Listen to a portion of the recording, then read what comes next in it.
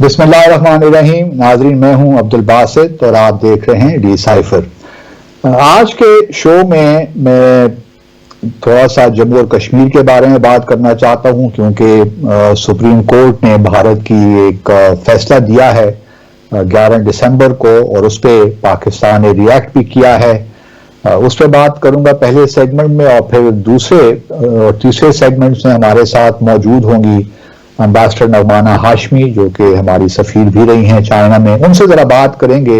इस वक्त पाकिस्तान के army chief general Asim Munir America के सरकारी दौरे पे हैं, और उनकी मुलाकातें भी होंगी डिफेंस सेक्रेटरी के साथ वहाँ पे, और फिर जो वहाँ पे नेशनल सिक्योरिटी एडवाइज़र हैं जेक सलीवन, उनके साथ इनकी मुलाकात है। तो काफ़ी अहमियत का हामिल है ये दौरा, और चूँकि ये ख़ास वक्त पे हो रहा है, बहुत से लोग बहुत सी बातें कर रहे हैं कि शायद ये इल टाइम्ड है इस वक्त इसराइल जो गजा में कर रहा है। और फिर ये भी लोग कह रहे हैं कि हमारे यहाँ निगरान हुकूमत है, तो अगले हुकूमत जब आएगी 8 फरवरी के इलेक्शंस के बाद, तो नई हुकूमत होगी, उसकी पॉलिसी क्या होती है हमें नहीं मालूम। तो बहुत सी आरा हैं इस दौरे को लेकर, और तो थोड़ा सा एम्बेसडर हाशमी से पूछेंगे इस बारे में कि किस तरह वो देख रही हैं, और क्या इस दौरे की इस वक्त जो किया जा रहा है ये ठीक है, मुनासिब है, क्या क्या इश्यूज हम डिस्कस करेंगे वहाँ पे। तो पहले ज़रा बात कर लेते हैं जम्मू और कश्मीर की। दोस्तों, जहाँ तक 11 दिसंबर को जो भारत की सुप्रीम कोर्ट ने फैसला दिया और कहा कि जी जो 5 अगस्त 2019 को भारत की पार्लियामेंट ने आइन में तरामीम की थी वो बिल्कुल दुरुस्त थी, क्योंकि इन एनी केस जो मकबूजा जम्मू और कश्मीर का स्पेशल स्टेटस था वो प्रोविजनल था, आर्जी था, तो उसको ख़त्म होना ही था। और अगर भारत की पार्लियामेंट ने ये फैसला किया तो बिल्कुल दुरुस्त किया, और ये है कि उन्होंने उस फैसले की तौसीक कर दी है जो आइनी तरामीम हुई थी।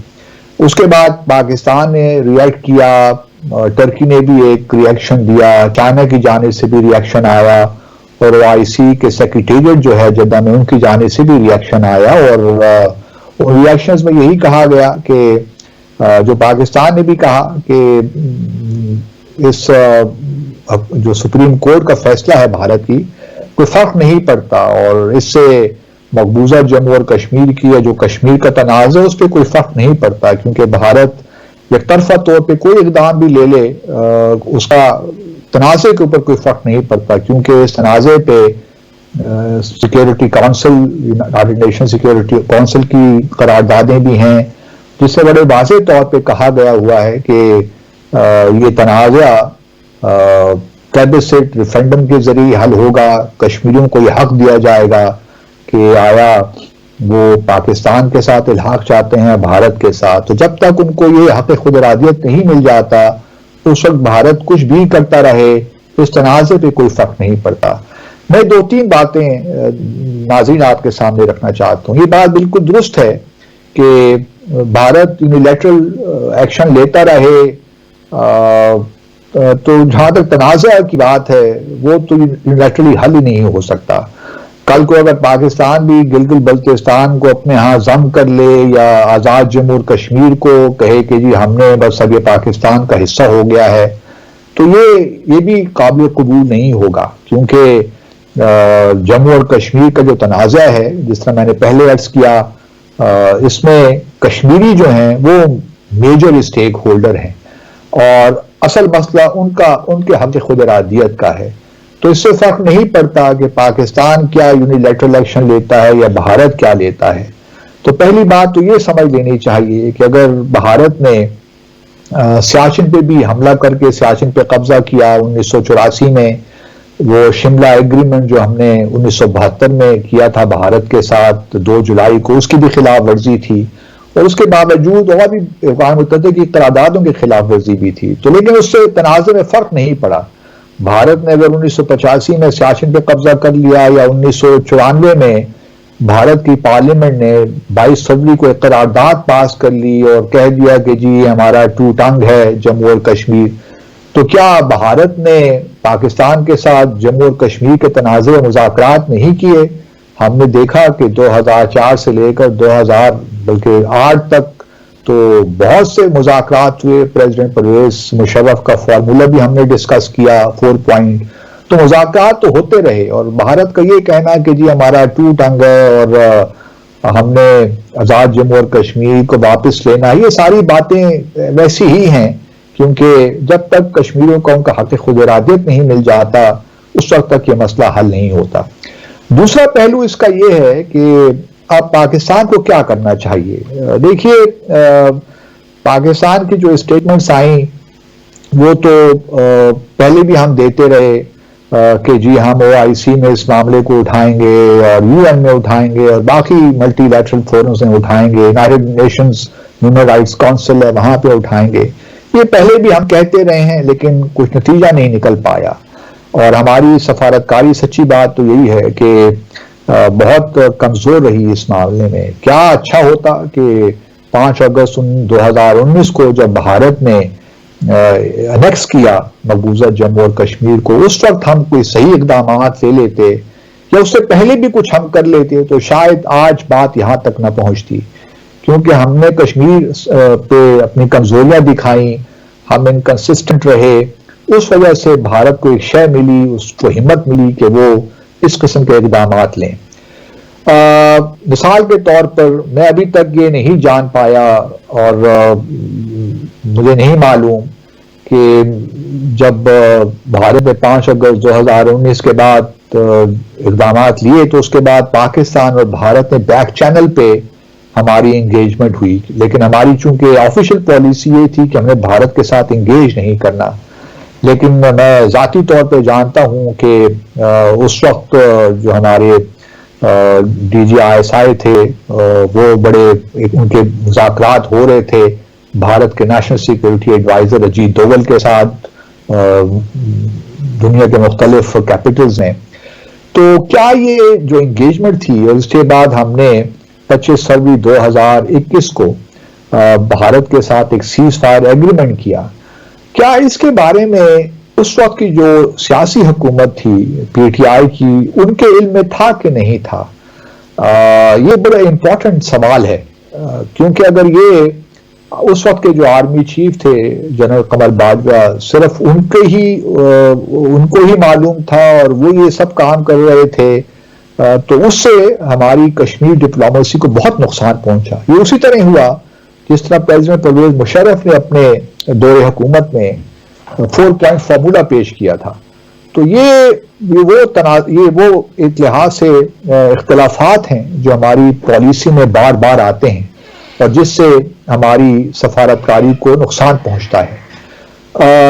اب سوال یہ پیدا ہوتا ہے کہ اب ہم نے کہا کہ جی ہم اس کو OIC میں اٹھائیں گے اور دوسرے ملٹی لیٹرل فورم اٹھا لیں گے تو کیا فرق پڑ جائے گا؟ پہلے بھی آپ نے یہی کہا تھا اگر آپ 5 اگست 2019 کو کچھ نہیں کر سکے، نہ ہم OIC کا کوئی اسپیشل اجلاس بلا سکے، نہ تو یونائیٹڈ نیشن سیکورٹی کونسل کوئی میٹنگ ہم کروا سکے اس معاملے پہ، تو اب ہم کیا کر لیں گے؟ کیونکہ اگر آپ سچی پوچھئے تو 2019 کے بعد سپریم کورٹ کی وجہ سے کوئی حالات تبدیل تو نہیں ہوئے. پارلیمنٹ نے تو جو آئینی ترامیم کرنی تھی وہ کر لیں.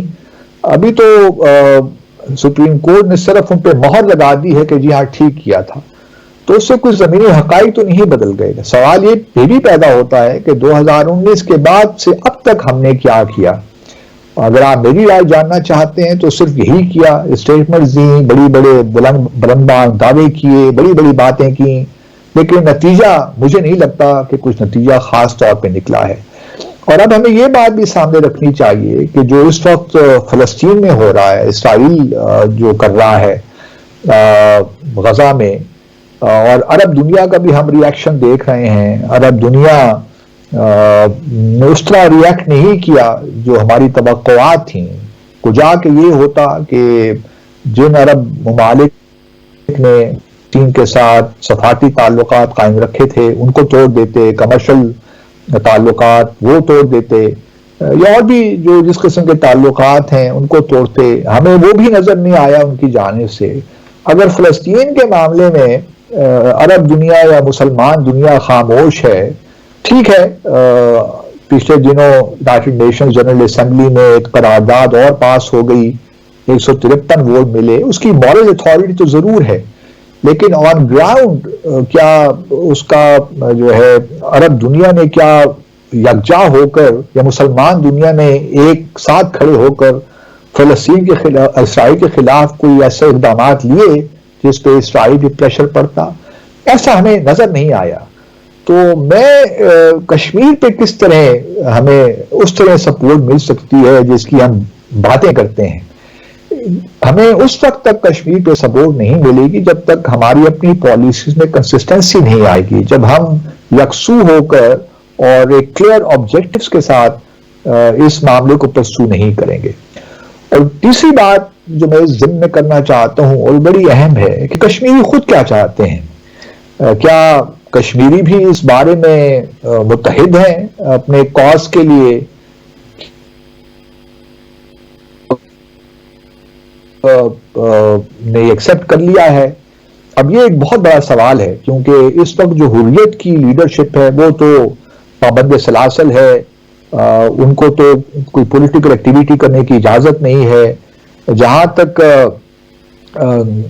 گپکر الائنس کے لوگ ہیں جس میں پی ڈی پی ہے، محبوبہ مفتی، عمر عبداللہ ہیں، نیشنل کانفرنس وغیرہ، یہ تو بھارت کے آئین کو تسلیم کرتے رہے ہیں، انہوں نے تو ہمیشہ بھارت کے ساتھ الحاق کی بات کی ہے، تو کیا ہم ان پہ کاؤنٹ کر سکتے ہیں؟ تو یہ تمام وہ باتیں ہیں کہ کشمیریوں کو بھی یہ سوچنا ہے کہ انہوں نے اپنے آپ کو کس طرح آرگنائز کرنا ہے یا ری آرگنائز کرنا ہے اپنی جد و جہد کو۔ اگر کشمیری ہاتھ پہ ہاتھ پہ رکھ کے بیٹھ جائیں گے اور صرف پاکستان پہ تکیہ کریں گے تو اس طرح تو آزادی کی تحریکیں کامیاب نہیں ہوتی۔ میرے اپنے خیال میں وقت آ گیا کہ کشمیری بھی ذرا سوچیں مل بیٹھ کے، چاہے وہ آزاد جموں اور کشمیر میں ہوں، گلگت بلتستان کے لوگ ہوں یا مقبوضہ جموں اور کشمیر کے ہوں، ان کو ایک لائحہ عمل تیار کرنا چاہیے کہ ہم نے اب بھارت پہ کس طرح پریشر بلڈ کرنا ہے۔ ساری گیم تو پریشر بلڈ کرنے کی ہے، اور بھارت پہ اس وقت کوئی پریشر مجھے نظر نہیں آ رہا کہ بھارت پہ کوئی پریشر ہو کہ وہ ہمارے ساتھ جو ہے کشمیریوں کے ساتھ ہی فار دیٹ میٹر مل کر اس معاملے کو حل کرے۔ تو یہ ایک بہت بڑا ایشو ہے جو کہ صرف باتوں سے اور اسٹیٹمنٹ سے نہیں ہوتا۔ میں اکثر یہی کہتا ہوں کہ جو اقدامات پاکستان یا آزاد جموں اور کشمیر کے لوگ خود لے سکتے ہیں، خدا را وہ تو کام کر لیجئے۔ میں آج پھر اس ڈی سائفر کے پلیٹ فارم کے ذریعے 2-3 باتیں کرنا چاہتا ہوں۔ ایک تو یہ ہے کہ آزاد جموں، پہلے تو پاکستان حکومت کو تھوڑا سا جو گیم ہے اس کو اٹھانا چاہیے۔ میں کتنے عرصے سے، کئی سالوں سے اب یہ کہہ رہا ہوں کہ اگر پاکستان واقعی سنجیدہ ہے جموں اور کشمیر کے معاملے میں تو ایک اسپیشل ریپرزینٹیٹیو اور جموں اینڈ کشمیر ہم کیوں اپوائنٹ نہیں کر سکتے، تاکہ دنیا کو بھی معلوم ہو کہ ہم جموں اور کشمیر کے معاملے میں کتنا سنجیدہ ہیں، کیونکہ ہمیں ایک فوکل پوائنٹ چاہیے جموں اور کشمیر کو۔ جب تک ایک فوکل پوائنٹ نہیں ہوگا جو پوری طرح کوآرڈینیٹ نہیں کرے گا ہماری پوری کشمیر پالیسی کو، اگر کوئی پالیسی ہماری ہے تو اس وقت تک یہ بات آگے بڑھ نہیں سکتی۔ دوسرا، میں پہلے بھی کئی بار یہ تجویز پیش کر چکا ہوں کہ جو ہمارا عبوری آئین ہے آزاد جموں اور کشمیر کا 1974 کا، اس میں آرٹیکل 2 کو تھوڑا سا امینڈ کرنے کی ضرورت ہے، تاکہ اس میں ہم جو آزاد جموں اور کشمیر کی جورسڈکشن ہے اس کو بڑھا کر ہم مقبوضہ جموں اور کشمیر تک لے جائیں۔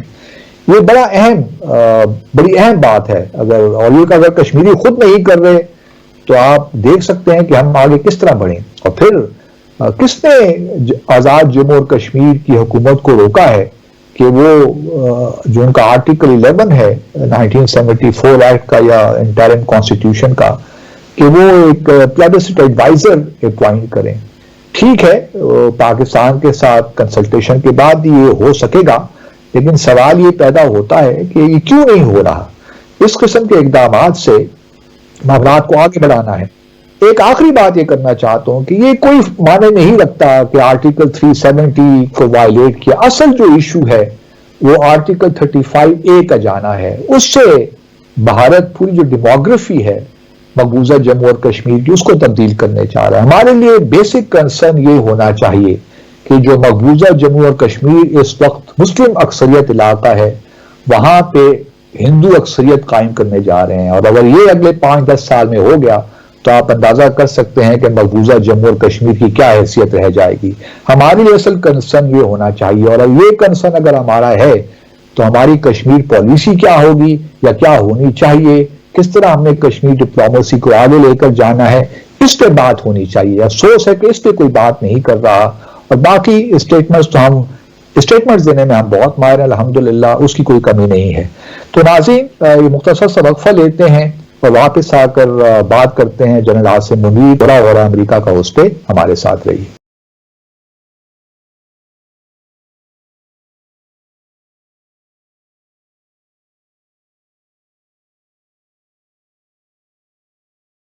اگلے 2 سیگمنٹس میں میرے ساتھ موجود ہیں امبیسڈر نغمانہ ہاشمی، یہ چین میں، برسلز میں، آئرلینڈ میں ہماری سفیر رہ چکی ہیں اور بڑا واسط تجربہ رکھتی ہیں سفارت کاری میں۔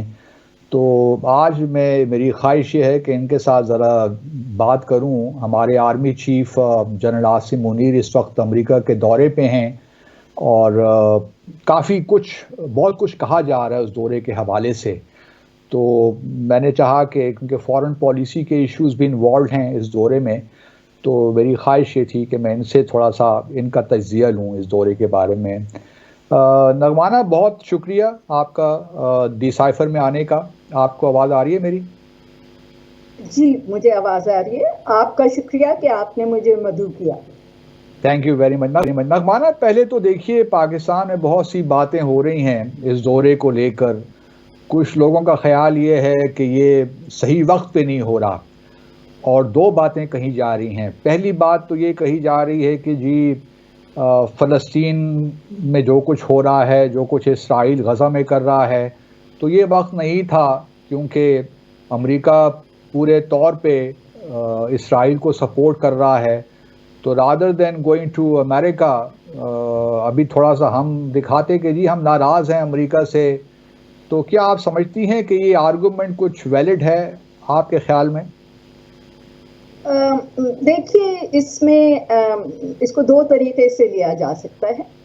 پہلی بات تو یہ ہے کہ ہمارے امریکہ سے بڑے اچھے تعلقات ہیں، ٹھیک ہے، اس میں کبھی نرمی کبھی گرمی آتی ہے، ہم کبھی نان نیٹو ایلائی بن جاتے ہیں، کبھی موسٹ سینکشن نیشن بن جاتے ہیں، وہ سب اپنے ساتھ ساتھ چلتا ہے۔ لیکن اس بات میں تو کوئی 2 رائے نہیں ہے کہ امریکہ ایک بڑا ملک ہے، اور اس کے ساتھ ہمارے ملٹری تعلقات بھی، ملٹری ٹو ملٹری تعلقات بھی بہت اچھے ہیں۔ ہمارے ان کے ساتھ انگیجمنٹس، چاہے وہ ڈپلومیٹک ہوں، چاہے بیوروکریٹک ہو، بزنس ہو، وہ بہت اہم بھی ہیں اور زیادہ بھی ہیں۔ اور اس کے بعد آپ کو اس بات کا بھی خیال رکھنا چاہیے کہ ملٹری ٹو ملٹری تعلقات میں بھی ڈائلاگس کے بہت سارے لیولز ہیں جو بڑے کنٹینیوسلی آپ اس میں انگیج کرتے ہیں، اور وہ چلتا رہتا ہے۔ دنیا میں دیکھیے ہر وقت کوئی نہ کوئی پرابلم آتا رہتا ہے۔ یہ فلسطین کا پرابلم بہت بڑا پرابلم ہے، میں بالکل آپ سے اتفاق کرتی ہوں کہ ہم سب کے جو اس وقت سوچ ہے اور دل و دماغ فلسطین کی طرف ہی، غزہ ہی کی طرف رہتے ہیں۔ لیکن دیکھیے یہ بھی تو ہے کہ جب ہمارے آرمی چیف جائیں گے وہاں، ان کی سینئر لیول پہ ملاقاتیں ہوں گی، تو بہت ساری باتیں جو اخبارات میں ہم نہیں کہہ سکتے، جو لوگوں کے سامنے نہیں کہہ سکتے، جو ہمارے فلسطین کے بارے میں، غزہ کے بارے میں، اسرائیل کے بارے میں تحفظات ہے، جو ہم چاہتے ہیں کہ کس طرح سے اس میں تبدیلی لائی جائے، یا یہ کہ اس کے آگے کیا اثرات ہو سکتے ہیں، تو وہ آمنے سامنے بیٹھ کے بہت ساری باتیں ڈسکس ہوتی ہیں۔ کیونکہ اگر یہ سوچ لیا جائے کہ کوئی 2 ممالک صرف ایک دوسرے کے ہاں اس لیے وزٹ نہیں کریں گے کہ کچھ دنیا میں ایسا ہو رہا ہے جو ہمیں پسند نہیں ہے اور جس میں وہ سپورٹ کر رہے ہیں، ہم اگینسٹ ہیں، تو وہ تو دیکھیں دنیا میں ہر وقت کچھ نہ کچھ ہوتا رہے گا۔ تو بعض اوقات اس کو پازیٹیولی لینا چاہیے، کیونکہ یہ ایک بڑا امپورٹنٹ موقع ہوتا ہے کہ آپ اپنے ریزرویشنز بھی, اپنے کنسرنز بھی بہت اوپن طریقے سے بتا سکتے ہیں, ڈسکس کر سکتے ہیں. تو آئی تھنک یہ مفروضوں پہ اور بعض اوقات یس لوگ بہت انٹیلیجنٹ باتیں بھی کرتے ہیں, لیکن یہ پاپولزم والی باتوں پہ جانا نہیں چاہیے. Okay, got your point. مطلب آپ کے خیال سے یہ ایک موقع, اپرچونٹی فراہم کرے گا آرمی چیف کو کہ وہ پاکستان کے جو تحفظات ہیں اسرائیل کے بارے میں, جو فلسطین کے ایشو ہے, اس پہ پاکستانی عوام کے جو ہمارے جذبات ہیں ان کی صحیح ترجمانی کر کے اپنا نقطہ نظر بیان کریں گے. دوسرا پوائنٹ یہ دیا جاتا ہے اسی وزٹ کے حوالے سے کہ پاکستان میں اس وقت نگراں حکومت ہے, انٹرم سیٹ اپ ہے. کیا یہ بہتر نہ ہوتا کہ ہمارے آرمی چیف انتخابات پاکستان میں ہو جاتے, نئی حکومت آ جاتی, تب یہ وزٹ کرتے, تاکہ ایک پولیٹیکل سپورٹ بھی آرمی چیف کو ملتی اس وزٹ کے دوران. اب چونکہ نگران سیٹ اپ ہے تو یوں لگتا ہے کہ امریکہ ہمارے گھر کے اندر جو کچھ ہو رہا ہے اس کی مداخلت کے بھی لوگ کچھ باتیں کر رہے ہیں کہ الیکشن کے حوالے سے بھی وہاں بات چیت ہوگی. تو اس کانٹیکسٹ میں کس طرح دیکھ رہی ہیں آپ آرمی چیف کے وزٹ کو؟ دیکھیں, مجھے تو یہ تھوڑا سا آؤٹ آف کانٹیکسٹ لگتا ہے فرینکلی اسپیکنگ. وہ اس لیے کہ ابھی آپ کے پرائم منسٹر بھی یو ایس ہو کے آئے ہیں, ٹھیک ہے, وہ یو این کی نیشنل جنرل اسمبلی میں گئے تھے, لیکن وہ ہو کے آئے ہیں. دوسرا, جیسے میں نے پہلے عرض کی, یہ ملٹری ٹو ملٹری تعلقات کے اور میٹنگز کے جو اسکیڈول ہیں وہ پولیٹیکل گورنمنٹس کے آنے جانے سے تو اس پہ کوئی اثر نہیں پڑتا. ایک طرف ہماری قوم کہتی ہے کہ جی بالکل ملٹری کو تو کسی چیز میں دخل ہی نہیں دینا چاہیے, بالکل اٹھا کے انہیں الگ رکھ دیں. دوسری طرف کہہ رہے ہیں کہ جی نئی حکومت آتی تو پھر جاتے. بھائی وہ ایک الگ ٹریک آف انگیجمنٹ ہے, یہ ایک الگ ٹریک آف انگیجمنٹ ہے. بہت سارے ممالک میں الیکشنز ہوتے ہیں تو اس کا یہ مقصد تو نہیں ہوتا کہ باقی انسٹیٹیوشنز جو ہیں وہ اپنا کام کرنا چھوڑ جاتی ہیں. ایسا تو بالکل کچھ نہیں ہے. ہماری اگر آپ ہسٹری دیکھیے, نہیں وہی میں آپ کو عرض کرنے لگی ہوں کہ اگر آپ ہماری ہسٹری دیکھیے تو یہ کوئی ڈھکی چھپی بات تو ہے نہیں کہ جو ہماری ملٹری ہے اس کا ایک they are one of the important stakeholders, اور ان کے کنسرنز اور پولیٹیکل کنسرنز اور بیوروکریسی کے سارے کنسرنز ملا ہی کے آپ ایک کمپلیٹ اپنا ویو بناتے ہیں, پالیسی بناتے ہیں towards another country. He is a responsible head of a very important institution of Pakistan. تو ہم یہ کیسے سمجھ لیں کہ جی وہ جا کے کوئی ایسی بات کریں گے کہ جو لارجر کنسنسس ہے of our relationship with the Americans or with the rest of the world, یا وہ کسی حال سے بھی پاکستان کے انٹرسٹ میں نہیں ہوگا. آئی تھنک بہت فار فیچڈ لوگوں کا یہ خیال ہے, تو اس کو بالکل الیکشن سے الگ رکھنا چاہیے. لیکن نغمانہ ایک ویو پوائنٹ یہ بھی ہے, لوگ آرگومنٹ دیتے ہیں پاکستان میں کہ ملٹری ٹو ملٹری جو ہماری ریلیشن شپ ہے امریکہ کے ساتھ, وہ شاید ہمارے جو over arching foreign policy objectives ہیں ان کے ساتھ ٹیسلیٹ نہیں کرتے, ان کے ساتھ مطابقت نہیں رکھتے. اس کے بارے میں آپ کیا کہیں گی؟ دیکھیے, جب اتنا بڑا ملک ہوتا ہے جتنا بڑا ہمارا ملک ہے, اور اتنا وائبرنٹ ہوتا ہے as far as political issues are concerned, اور جس قوم کا سب سے بڑا جو پاس ٹائم ہے وہ فورن پالیسی ایشوز پہ کامنٹ کرنا ہے without really understanding the facts.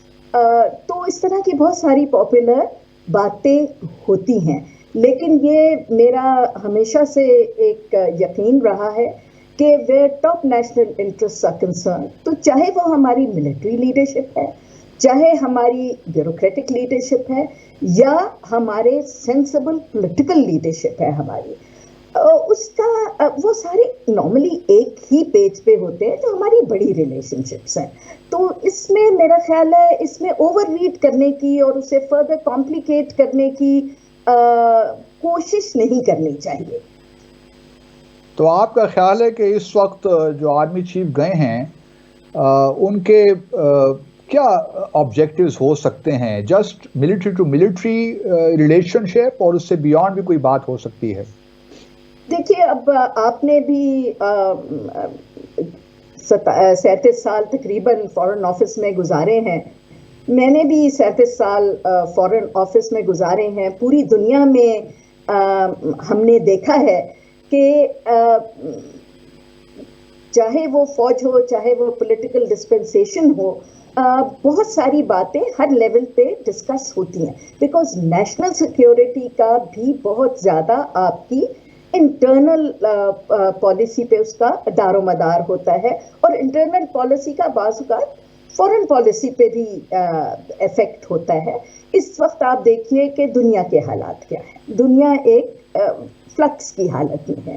اس وقت دیکھیے انڈیا میں کیا ہو رہا ہے, اور اس میں وہاں بھی الیکشن ہونے جا رہے ہیں.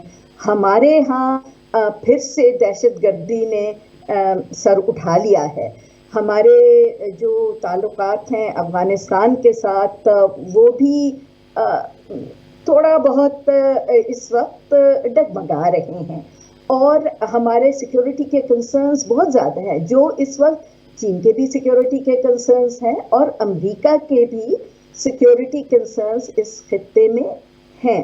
اور بہت سارے لوگ یہ بھول جاتے ہیں کہ ٹھیک ہے امریکہ کی ایک اسٹریٹجک پارٹنرشپ ہے انڈیا کے ساتھ, لیکن یہ بھی ایک حقیقت ہے کہ پاکستان کی بہت اہمیت ہے. اور اب کئی دفعہ ریسنٹ پاسٹ میں آپ نے امریکہ کے بھی اسٹیٹمنٹس دیکھے ہوں گے کہ وہ اس بات کے خواہاں ہیں کہ اینٹی ٹیررزم کا جہاں تک تعلق ہے, ڈیولپمنٹ اینڈ ٹریڈ کا تعلق ہے, یہ سسٹینیبل ڈیولپمنٹ گولز کا تعلق ہے, کلائمیٹ چینج کا تعلق ہے. یہ سارے ایشوز ہیں جن پہ وہ ہمیں انگیج کرنا چاہتے ہیں اس وقت. اور بہت ساری ایسی ہماری بھی کنسرنز ہیں جس میں بہتر ہوگا کہ ہم جو ہماری مین ریلیشن شپس ہیں ان کے ساتھ کوآرڈینیٹڈ رہیں. تو اس لحاظ سے آئی تھنک بہت سارے ایسے ایشوز ہیں جن پہ ڈسکشن ہوگی اور ہونی چاہیے, جو کہ خطوں کے ذریعے, جو کہ اخباروں کے ذریعے, جو کہ پریس کانفرنسز کے ذریعے دیکھیے نہیں ہو سکتی.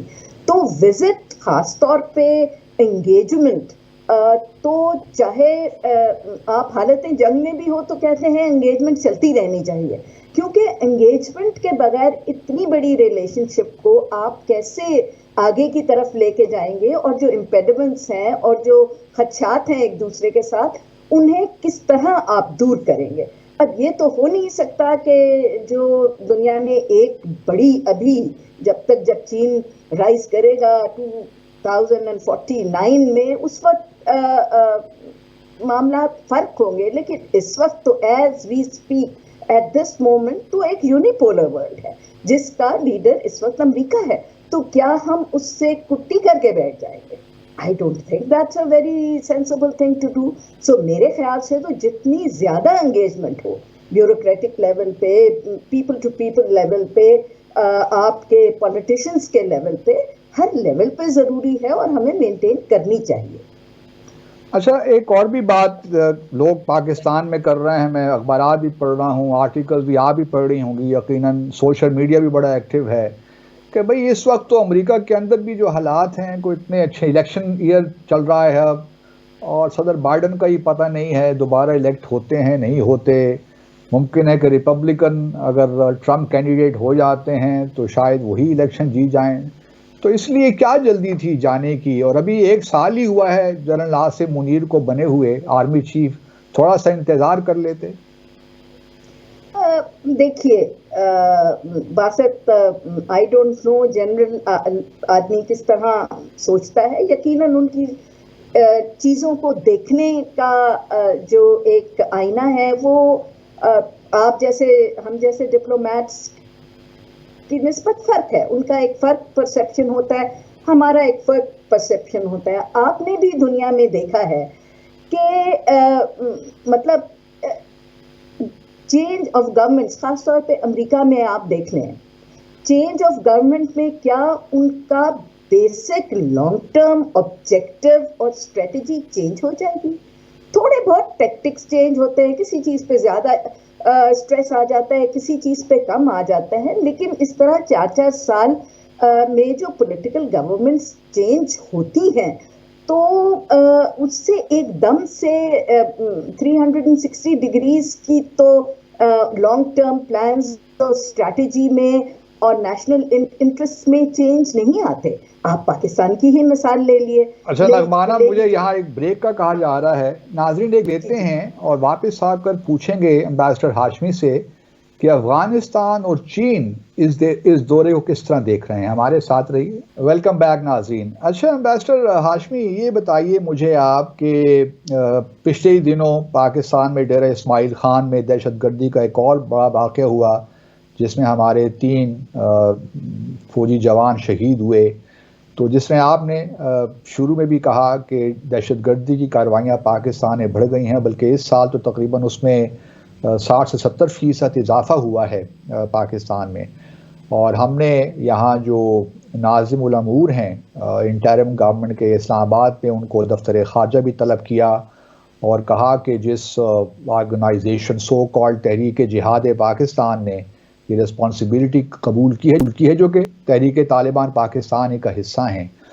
تو اب اس وقت جب ہمارے آرمی چیف امریکہ کا دورہ کر رہے ہیں تو کچھ خبریں یہ بھی آئی ہیں کہ وہ افغانستان کے بارے میں بات کریں گے اور امریکہ پہ یہ انسسٹ کریں گے کہ وہ دوحہ ایگریمنٹ جو 29 فروری 2020 میں ہوا تھا طالبان اور امریکہ کے درمیان، وہ افغانستان کو کچھ ایسی کارروائی کریں یا ہمارے ساتھ ہماری ایفرٹس کو کمپلیمنٹ کریں تاکہ ہم افغانستان کی انٹرم گورنمنٹ پہ پریشر بلڈ کر سکیں تاکہ وہ سیف ہیونز وہاں جو ہیں ان کو بند کرے. اب آپ نہیں سمجھتی کہ یہ کام تو ہمیں براہ راست افغانستان سے خود کر لینا چاہیے؟ اس سے زیادہ امریکہ کی جو ہم مدد جو رپورٹڈلی ہم طلب کرنے جا رہے ہیں یا کر رہے ہیں، اس سے آپ نہیں سمجھتی کہ اسلام آباد اور کابل کے درمیان فرکشنز اور بڑھیں گی، بے اعتمادی اور بڑھے گی؟ آپ کیا کہیں گے اس پرٹیکولر معاملے میں؟ دیکھیے، اگر مفروضوں پہ جائیں گے اور ساری انکنفرم تھیوریز کو آپ فالو کریں گے تو یقیناً افغانستان کو بہت کنسرن ہوگا، کیونکہ ہم خود چیخ کے کہہ رہے ہیں کہ شاید یہ ہونے جا رہا ہے. تو وزٹ کو ہولے نہیں دیجیے، پھر دیکھتے ہیں کیا آؤٹ کم ہے. لیکن اس بات میں تو کوئی شک نہیں ہے کہ جب بھی امریکہ اور پاکستان کے، چاہے وہ ملٹری کے ہوں، چاہے گورنمنٹ کے ہوں یا بیوروکریٹس ہوں، تو افغانستان کی بات نہیں ہوگی، بالکل ہوگی. چاہے وہ آپ کی سوشو اکنامک ڈیولپمنٹ کی بات ہے، چاہے آپ کے سی پیک کی بات ہے، چاہے آپ کے ٹریڈ اینڈ ڈیولپمنٹ اور کنیکٹیوٹی کی بات ہے، تو افغانستان کا تذکرہ تو آئے گا. اور جیسے میں نے پہلے عرض کی، کیونکہ یہ جو ٹیررزم ہے جو افغانستان سے اس وقت ایمینیٹ ہو رہا ہے، اس پہ صرف ہمیں کنسرن نہیں ہے، اس پہ امریکہ کو بھی کنسرن ہے، اس پہ چین کو بھی کنسرن ہے، اس میں شاید خطے کے باقی ممالک کو بھی کنسرن ہو. آپ نے بالکل ٹھیک کہا کہ ہمیں اپنے معاملات جو ہیں وہ طالبان کے ساتھ خود طے کرنے چاہیے. اور آپ نے دیکھا ہوگا کہ پاکستان نے تو بہت دفعہ یہ کہا ہے طالبان کو کہ جی ہمیں مل کے بیٹھ کے ان معاملات کو حل کرنا چاہیے، اور انہیں ہم نے لسٹیں بھی فراہم کی ہیں کہ یہ لوگ ہیں، ان سے ہم نے پروٹیسٹ بھی کیا ہے. لیکن ہم دیکھ رہے ہیں کہ اس میں کمی نہیں آ رہی بلکہ اضافہ ہو رہا ہے. خاص طور پہ یہ ابھی ریسنٹ ڈیز میں میں اس کو لنک نہیں کر رہی، لیکن جو افغان انلیگل امیگرینٹس کو ہم نے واپس بھیجا ہے، اس پہ بھی ایک بہت بڑا پالیٹکس جو ہے وہ کھیلا جا رہا ہے. حالانکہ ہر ملک جو ہے وہ اپنے ہاں جو غیر قانونی طور پہ رہائش پذیر ہوتے ہیں لوگ، آپ نے بھی یورپ میں سرو کیا ہے، امریکہ نے میں سرو کیا ہے. آپ کو پتہ ہے کہ کوئی بھی ملک برداشت نہیں کرتا کہ اللیگل امیگرینٹس وہاں رہتے چلے جائیں بغیر کسی ڈاکیومنٹس کے. تو اس کو بھی پولیٹیسائز کیا جا رہا ہے جو کہ ایک ایڈمنسٹریٹو چیز ہے اور ہماری سیکیورٹی کے لیے بہت امپورٹنٹ ہے. تو آپ نے یقیناً بہت اچھی بات کی ہے کہ ہمیں ڈائریکٹلی ان سے بات کرنی چاہیے اور ہم کر بھی رہے ہیں. لیکن یہ بھی ہم نہیں بھول سکتے کہ افغانستان میں چاہے وہ طالبان ہوں چاہے اس سے پہلی گورنمنٹس 40 سال سے پچھلے امریکہ کا ایک بہت اثر و رسوخ مداخلت اور چیزیں چل رہی ہیں. تو وہ ایک امپورٹنٹ پارٹ ہے اس کیلکولیشن کا. میرے حساب سے تو چین بھی ایک امپورٹنٹ پارٹ ہے اس سارے ڈائلیمے کا. تو ہمیں بات تو کرنی پڑے گی تمام لوگوں سے, وہ چاہے امریکہ ہو, چین ہو, افغانستان ہو یا باقی ہمارے ریجنل پارٹنرز ہوں. ایک تھیری یہ بھی ہے نا نغمانہ کہ امریکہ تو چاہتا ہی نہیں کہ پاکستان اسٹیبلائز ہو یا یہ خطہ کسی طور اسٹیبلائز ہو. یہاں پہ امریکہ کے خدشات ہیں اگینسٹ سی پیک, تو اس کے تو مفاد میں یہی ہے کہ افغانستان بھی انسٹیبل رہے, پاکستان بھی انسٹیبل رہے. اس تھیری کو آپ کتنا میرٹ دیتی ہیں, کریڈٹ دیتی ہیں, سبسکرائب کرتی ہیں فار دیٹ میٹر؟ میں تو خیر اس تھیوری کو سبسکرائب نہیں کرتی, کیونکہ دیکھیے اتنی سمپل چیزیں نہیں ہوتی. پاکستان آج ڈی اسٹیبلائز ہو جاتا ہے, ہم ایک نیوکلیئر پاور ہیں, ٹھیک ہے. اب انڈیا میں آج کل جو کچھ ہو رہا ہے, جس قدر کی طوفان بدتمیزی میں تو کہوں گی چل رہی ہے, اور جس طرح مائنورٹیز کا جینوسائڈ چل رہا ہے, اور جس طرح مودی صاحب کی جو ایک فنڈامنٹلسٹک ہندوتوا کی پالیسی وہ اپلائی کر رہے ہیں, تو انسٹیبل تو وہ بھی ہو سکتا ہے. اس وقت بھی آپ اگر انڈیا میں دیکھیں تو بے تحاشا فریڈم موومنٹس چل رہی ہیں. سکھوں کا معاملہ آپ نے تو خود سرو کیا ہے انڈیا میں. تو انڈیا بھی اس وقت اتنا اسٹیبل پارٹنر تو نظر نہیں آ رہا امریکہ کا. اور خاص طور پہ دیکھیے جس طرح انہوں نے رسپونڈ کیا ہے ٹو دی یوکرینین کرائسس, وہ بہت ٹیلنگ ہے. اور یہ بھی بہت ٹیلنگ ہے کہ اب چین اور روس کا اسٹریٹجک کوآپریٹو ایگریمنٹ ہو گیا ہے.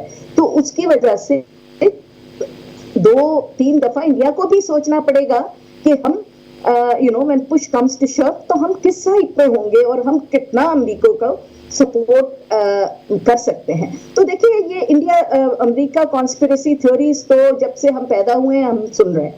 وی لو ٹو ہیٹ دم. وہ ہر چیز کا ذمہ دار ہم بعض اوقات اٹھا کے امریکہ ہی کو. I'm not being an American apologist, but یہ ایک فیکٹ ہے کہ انڈیا ہمارا الیکشن ایشو اب نہیں رہا, لیکن امریکہ انفارچونیٹلی ابھی تک ہمارا الیکشن ایشو بنا ہوا ہے.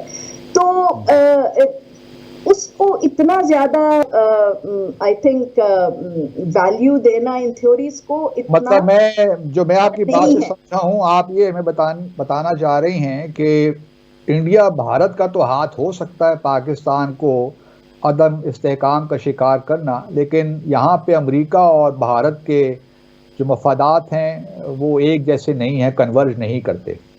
تو دیکھیے یورپینس کے بھی نہیں کنورج کرتے, کیونکہ اگر کنٹینیوسلی افغانستان ڈی اسٹیبلائز ہوتا ہے اور رہتا ہے, دیکھیے refugees at the end of the day کہاں جائیں گے؟ آلریڈی یورپینس تو ہیں, ان کا they are busting at their seams with their own problems, اور امیگریشن کے اوپر تو پھر بہت ہی زیادہ مسائل ان کے ہیں. تو وہ اب چاہیں گے کہ پاکستان بھی ڈی اسٹیبلائز ہو, مڈل ایسٹ ویسے اتنا ڈی اسٹیبلائز ہوا ہے. اچھا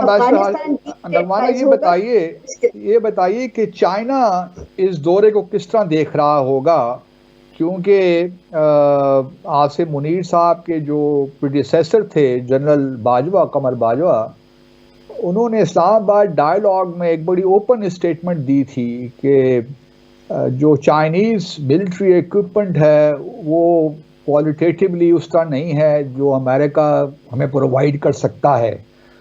تو چائنا کس طرح دیکھ رہا ہوگا اس وزٹ کو؟ آپ چونکہ سفیر بھی رہی ہیں بیجنگ میں, تو آپ ذرا ہمیں وہاں کا پرسپیکٹو بتائیے. دیکھیے میرے خیال سے تو چین کو اس دورے کی طرف سے کسی قسم کا کوئی میجر کنسرن نہیں ہوگا. اس کی دو وجوہات ہیں. پہلی وجہ تو یہ ہے کہ چین خود اس بات کو تسلیم کرتا ہے کہ صرف ایک ایریا ہے اور وہ ملٹری ٹیکنالوجی کا ایریا ہے یا ملٹری کیپبلٹیز کا ایریا ہے لیٹس سے, جس میں ابھی چین پیچھے ہے صرف امریکہ سے, باقی کسی ملک سے نہیں, لیکن صرف امریکہ سے پیچھے ہے. چین کو اس بات کا بھی بہت اچھی طرح ادراک ہے کہ majority of military platforms, چاہے وہ ایئر فورس ہو, نیوی ہو یا ہماری عام یہ ملٹری ہو, اس کے پلیٹ فارمز زیادہ جو ہیں وہ یورپینز اور امریکنز ہیں. اور یہ جو شفٹ آہستہ آہستہ آ رہا ہے, چائنیز اکوپمنٹ ہم آہستہ آہستہ انڈکٹ کر رہے ہیں, اسے کو پروڈیوس کر رہے ہیں, وہ کوئی میجک وانڈ تو نہیں ہے کہ ایک دن میں وہ ہو جائے گا. 70 سال سے ہم ایک ویسٹرن اکوپمنٹ یوز کر رہے ہیں, تو چین کی کیپیبلٹی بڑھتے وقت میں بھی ٹائم لگے گا, اور اس کو ایک بیلنس میں لانے کے 50-50 لانے میں بھی ابھی بڑا ٹائم ہے.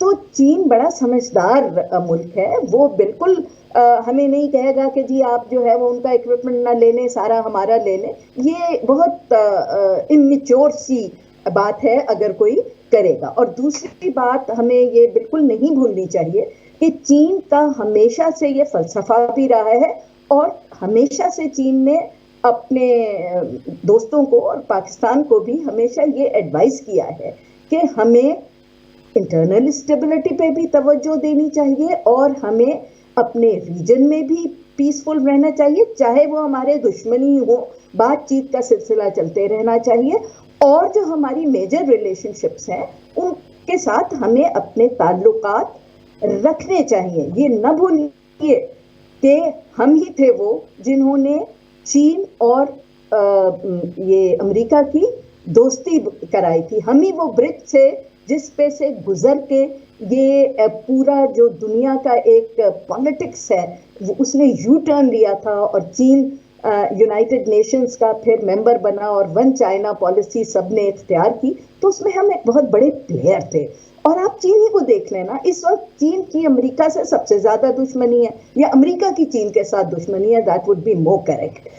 لیکن کیا انہوں نے تعلقات توڑ دیے؟ ابھی امریکہ ہو کے آئے ہیں شی جنگ پہ, تو وہ کیوں اس کو لاجیکلی اگر آپ سوچیں تو آئی ڈونٹ تھنک کہ ان کو کوئی کنسرن ہوگا, بلکہ ان کے لیے تو یہ I think it would be a matter of satisfaction کہ ہمارے باقی جو ریلیشن شپس ہیں وہ اب ساتھ ساتھ امپورٹنٹ ریلیشن شپس ہیں وہ چلیں, بیکاز نہ چین کو اس بات میں انٹرسٹ ہے کہ یہاں وار ہو. دیکھیں اس خطے میں وار ہو یا ہماری امریکہ کے ساتھ کانفرنٹریشن ہو جائے, وہ تو چین کے بالکل حق میں نہیں ہے, یا ہماری انڈیا کے ساتھ کانفرنٹریشن ہو جائے وہ بھی چین کے حق میں نہیں. تو اس لیے یہ کہنا کہ چین کو کسی بھی قسم کا کنسرن ہوگا اس دورے سے, آئی تھنک وہ پاسبل نہیں, کیونکہ چین کے ساتھ ہمارا امریکہ سے بھی زیادہ ایک کانفیڈنس کا رشتہ ہے, اور ہم ان سے کنٹینیوسلی کنسلٹ کرتے ہیں at all levels including the military level. So I think یہ وہ لوگ جنہیں ان بہت ساری ڈیٹیلز کا شاید نہیں پتا ہوتا جو بیہائنڈ دا سینس چل رہی ہوتی ہے, اور ڈپلومسی میں آپ کو پتا ہے 90% چیزیں تو in any case behind the sense چل رہی ہوتی ہے. تو میرا خیال ہے اس پہ ہمیں اتنا فکر مند چین کی طرف سے نہیں ہونا چاہیے. چلیے آپ کا پوائنٹ بڑا واضح طور پہ آ گیا.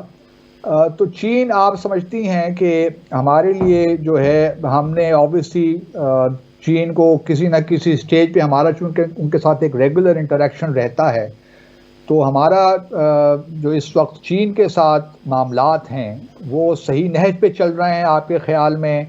اس میں کوئی مسئلہ نہیں ہے؟ دیکھیے چین کے سے جو ہمارے تعلقات ہیں اس میں ہمارا کبھی بھی کوئی میجر مسئلہ نہیں رہا ہے, اور